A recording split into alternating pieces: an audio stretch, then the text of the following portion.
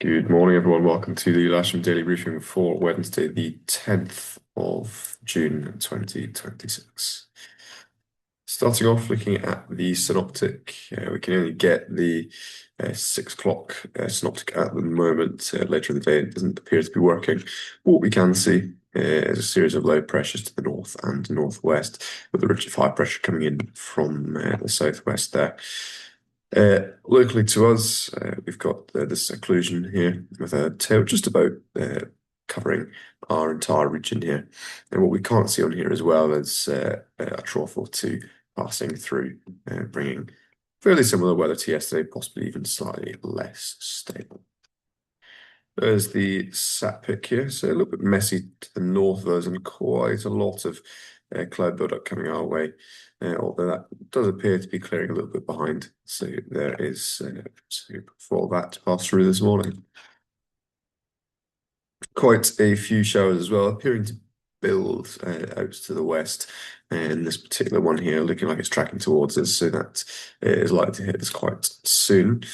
And looking at the Met Office rain prediction, we just run that through.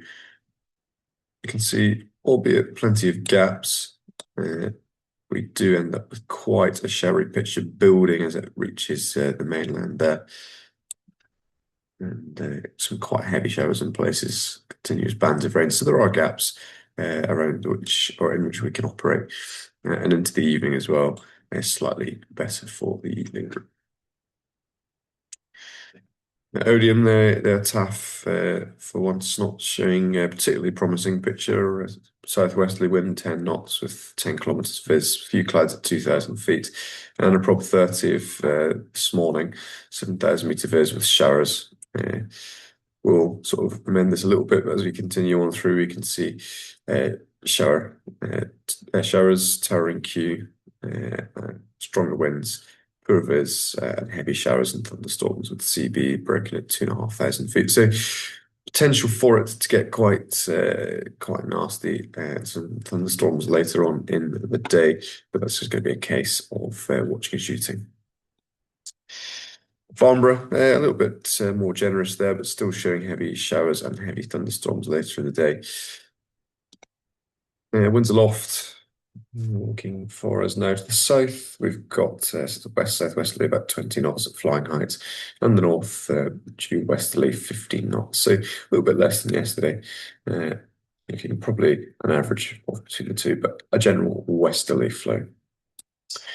And that's no different on the ground, looking here at windy, showing westerly flow across the airfield there. Local Met Office forecast giving us a wind speed of around about 8 or 9 knots for the bulk of the day, gusting not much more than 21 or 22. Symbolic forecast here showing quite a lot of showery activity and humidity relatively high, but reducing into the evening before rising again into tomorrow. GFS giving us a temperature in the warmest part of the day of around 15 or 16 degrees, so still quite cool, with a dew point of 8. And we are currently up to 10.3 with a dew point of 7.2. So the view on the south side, looking to the west, so we can see some of that cloud we can spot on the sat pic with the clearance out south. Some showery activity on the horizon there, so that is to be expected. I anticipate that will be with us within the next hour or perhaps two. Skysight's cross-section showing us here a slightly more optimistic forecast, although quite a lot of cloud build-up with some heavy showers around about lunchtime, and then likewise from about 3:30 onwards. So it's showing a brief window there in which we could perhaps get some flying done. No times, nothing of great significance. All this stuff here is restricted areas for drones, and they're they're well up into the fly levels. And locally, we've got nothing other than the SGP Rat and the Lasham comps in NOTAM. Of course, anyone flying cross country has a responsibility to confirm self-brief with those NOTAMs. So glider bookings just two K21s for booked flying and one on the casual list today, relatively quiet. And the simulator is available. We've got nothing expected with regards to movements today from 2XL. And the Silverman Grand Prix rat will be activated today, although transits will be available for non-based aircraft via Farnborough.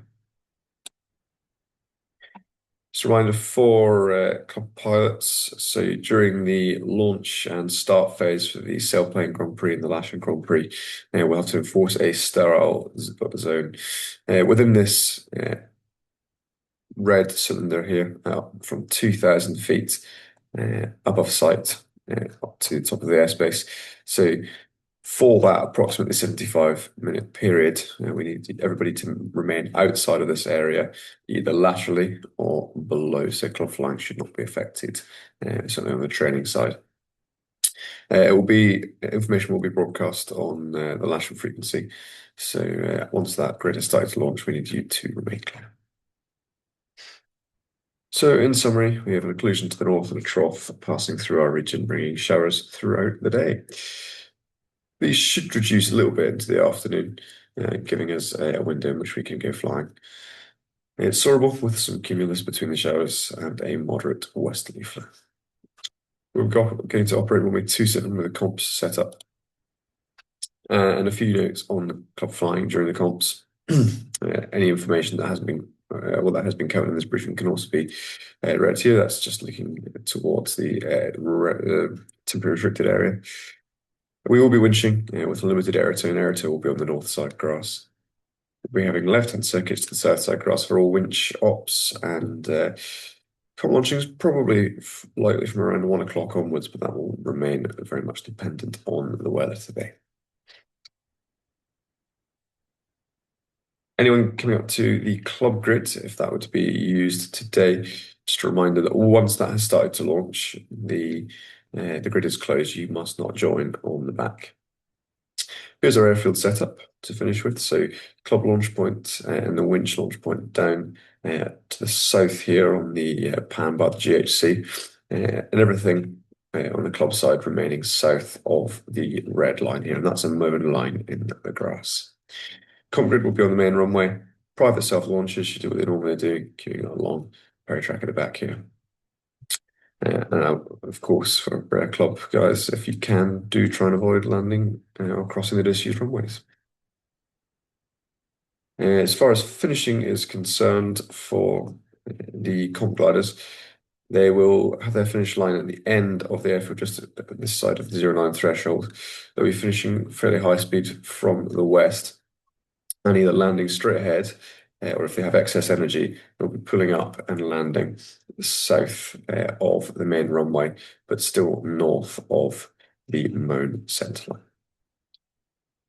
That's all for me today. We'll see you shortly and try and make the most of the gaps we have.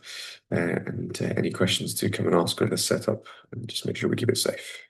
Thank you.